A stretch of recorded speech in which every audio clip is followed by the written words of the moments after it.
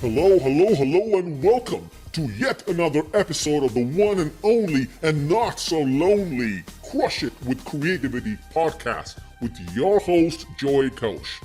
What is that we crush in this podcast?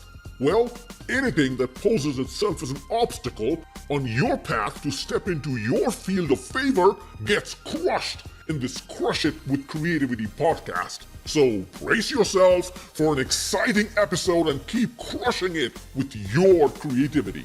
This is Ghosh.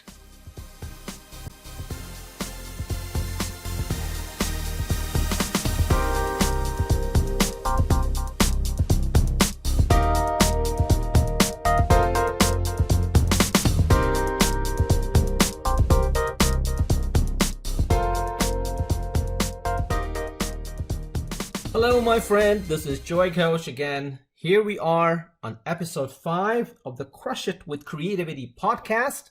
And today's topic is innervation to innovation, the lifeblood of human progress. Carl Sagan, I'm sure you've heard about him. He's the famous astronomer who revolutionized worldwide interest in his passion of astronomy.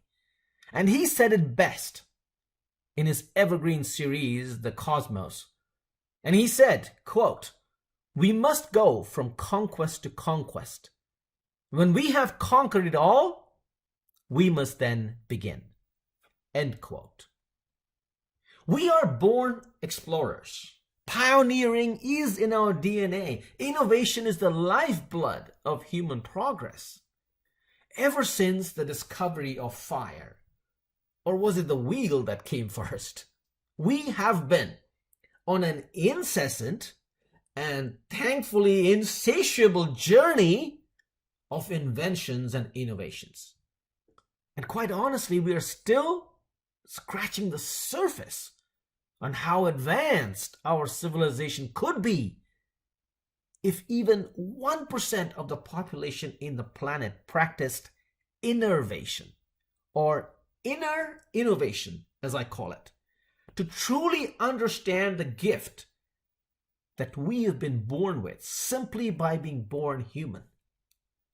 In previous episodes, I introduced you to your unique impactability, which is your unique ability to make a massive, unique impact. Now, why should you even bother to make an effort to discover your unique impactability? What if you didn't bother making that effort? Well, it is a rhetorical question, and that too, it fills me with dread. If we stop tapping into our unique impactability, all human progress would cease, and the most dominant species of the planet would re-enter the Stone Age, but with all the challenges that we have in modern day life. So why should you innovate regardless of what you do for a living or what your core competency is? A simple answer? Well, that's where the money is. If you do it right, innovation is also the path to serve, to make a positive impact on lives, and consequently leading to recognition and fame. While we are all naturally creative, just a fraction of our population can actually call themselves innovators or inventors. While a fraction of human potential is being applied in innovation, it also opens up a whole world of possibilities with little or no competition for those who choose to take invention and innovation as their next steps in Economy 2.0. In the previous episode, I explained the difference between innovation and invention. An idea, a creative idea, becomes an invention. And when it is commercialized for profit and can go through several cycles of continuous improvement, that idea which became the invention now becomes an innovation. While a technical background helps significantly, if you are going to be inventing physical products, one does not need to be a scientist or an engineer to invent or innovate. Let me give you some examples just to prove that point.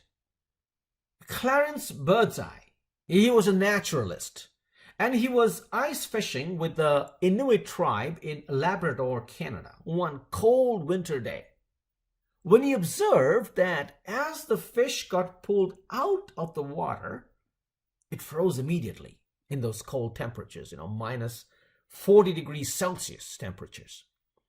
And later on, when that fish was thawed and cooked, it tasted fresh. Now, that simple act of nature prompted him to invent frozen foods in 1922. And since then, that one invention has gone through several cycles of innovation from different people, different companies. And today, frozen foods industry commands a worldwide market of $291 billion. Let's go to another example. The sewing machine was invented by Barthélemy Thiminier, a French tailor. He had his light bulb moment, but knew nothing about technology and nothing about patents. So he partnered up with an engineer to draft up the patent application, which was awarded by the French government in 1829. And that original sewing machine, that original invention, went through several cycles of innovation to evolve into the mass production clothing facilities that we have today. Let's say go to another example, a more recent example. Jan Spielhagen brought a high-end espresso machine-sized barbecuing grill into the market that he was selling for a whopping 850 euros. Obviously, he was targeting a small niche of passionate barbecue lovers who are affluent and sophisticated. To increase the pride of ownership, Jan started the Beef magazine, where owners of his barbecue grill could share their stories, and every 2 months, the magazine would highlight exotic recipes around the world. And for my last research, over 60,000 subscribers pay about 10 euros per issue just to be subscribers of that magazine.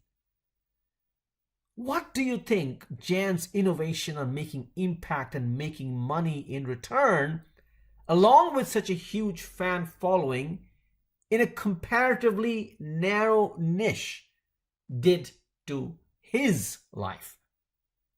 So Jan went on to market spices, grilling equipment, and even gin under his brand name. And now he also has an app called Grill Mich, which translates to Grill Me in English. And the last time I checked, he was working on a TV show called Beef TV. So continuous innovation is not just on the core product, but innovation on how to build a thriving community of raving fans using ancillary products that revolve around the ecosystem of that core product to create that impact, to increase that impact and make profit. So you take your core product to do what I call a vertical penetration into a market, and then you come up with these ancillary products that revolve around the main product to create a horizontal penetration into the market. While countless examples of brilliant innovations are available for research, the point I'm making is that regardless of your core competency, there is always something that you can use your unique impactability to innovate. Think and conduct yourself like a heart-centered, purpose-driven, impact-motivated, and yet profit-conscious entrepreneur to make impact and generate wealth and fame for yourself. Innovation is not just a competitive factor. Innovation is thriving for the fittest. Innovation has been the cornerstone of human progress, and those who invested themselves and their faculties in innovation have enjoyed a fair and well-deserved competitive advantage. They prospered and evolved our civilization to what we experience today. However, in Economy 2.0, innovation will not only be a competitive advantage, not only the survival of the fittest, it will define who thrives as the fittest. Our progress has raised the bar for ourselves to engage in innovation in whatever area of core competency each one of us specialize in. While one of the ways to get creative ideas for innovation is to ask the target market what they want, another way is to make a list of personal or professional experiences where you felt that there's a better way, there had to be a better way to do things. Additionally, be on the lookout for experiences of others from social media posts in specific focus groups in your area of interest, and keep a log of these posts about the pains they're going through and the inefficiency that people are expressing in whatever topic of discussion that is. Consider setting up polls in social media groups where you can ask people to vote on a topic of your interest to innovate and evaluate results.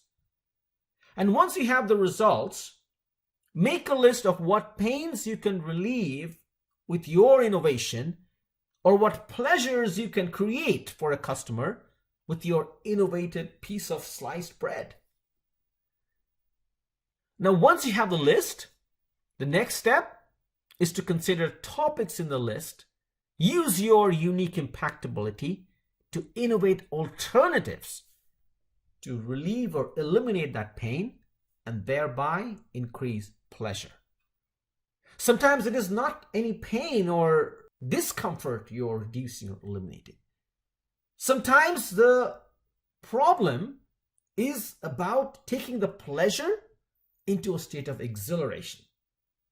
So whenever we have a shift in the emotion, pain to pleasure, pleasure to exhilaration, those are all opportunities for innovation. Now, this may sound a little bit in the face, and I have absolutely no intention of patronizing you, my friend, in any manner. But quite honestly, if you desire, not just want, to thrive as the fittest in Economy 2.0 at a job that you love or a business that you operate, innovate, my friend. Innovation helps you lead. It makes you not only think outside the box, some innovations define a box for others to think outside of. And there is no better example of quantum leaping innovations than what Elon Musk has been able to do for the past 20 years or so. Starting with PayPal, now onto Tesla Motors and SpaceX. Elon and his team has made obstacles their way, flexing their unique impactabilities beyond their perceived limits to make revolutionary mass impact with ginormous profits. Studying his progress is quite an education in itself, and it inspires me to flex my own unique impactability. Let's take another example. I'm sure you've heard about Fiverr.com. Now, they started off with attracting talent from all around the world who would offer simple services for just $5. Once Fiverr.com, they achieved traction, they allowed their freelancers to offer upgraded gigs at a higher price. And now with the worldwide traction, they're not only offering gigs, they're offering courses on various areas of core competencies for other freelancers to acquire the skills that they could then offer as a service to their platform. That's amazing innovation. That's the amazing continuous improvement of their core product into something of higher value in the marketplace. So let's talk about the next section of this episode, Innovate to Innovate, which is your visa to the promised land in Economy 2.0. I assume at this point you understand the importance of being innovative in how you approach Economy 2.0. Chances are you've already started to figure out creative ideas that you can come up with at work or in your business that will demonstrate to an employer or to your business customers that you're committed to think, project, and perform at a level that you've not done before. Innovation is only possible when one focuses on innervation or inner innovation first. So let's wrap up this episode, but before I take your leave for now, I wanted to share something with you, possibly as homework before the next episode. To begin the process of innovation, one must engage in innervation or inner innovation. As within, so without. Only when a person innovates themselves with a new belief system, a new recognition of their unique impactability, perhaps even acquire new skills, new tools, new strategies to commercialize themselves to make impact and profit. Only then can that person innovate products and services that can be commercialized for impact and profit. When you discover and recognize your unique impactability, innovate and come up with that compelling why you should innovate despite obstacles that seem to loom ahead. And then, my friend, there will be no stopping for you. When your why makes you cry with passion and determination to make that impact on your target market and generate that profit for yourself, you will become unstoppable. Would you take on short-term pain for a long-term gain? Of course you will. Until next time, get back on some me time and contemplate on where you see yourself 7 days from now, 30 days from now, 90 days from now, a year from now. Do you see yourselves innovating, or do you see yourself innovating? For how long are you innovating, and when are you starting to innovate? Well, my friend, it's wrap-up time for this episode. I sincerely appreciate you paying attention, and it's my trust that this episode helped you understand the difference between innervation and innovation. I hope you appreciate that you got to innovate yourself before you can actually start to innovate. If you know anyone who could benefit from this episode, please help me make an impact on their lives by sharing it with your network. Sharing is caring, as I always say, and more so when what you share can benefit others. So I appreciate you listening, and I would appreciate if you now start taking action. That's it for now. And this is Joy Ghosh signing out. Till the next time. Take care and get some me time for yourself. Innovate, my friend. Then you will innovate. Goodbye.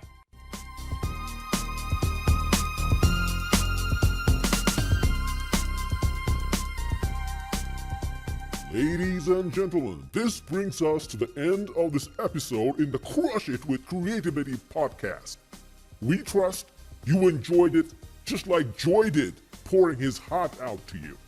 Should you feel this episode added value to you, we would love for you to share this episode with your friends and family in your social media networks so that we can impact other lives with our message. Ready to take on a Crush It with Creativity challenge for yourself and really crush whatever poses an obstacle for you stepping into your field of favor? Visit us at www.UniqueImpactAbility.com for details on the next challenge coming up and sign out for more information. Until the next episode, take care and keep crushing it with your creativity.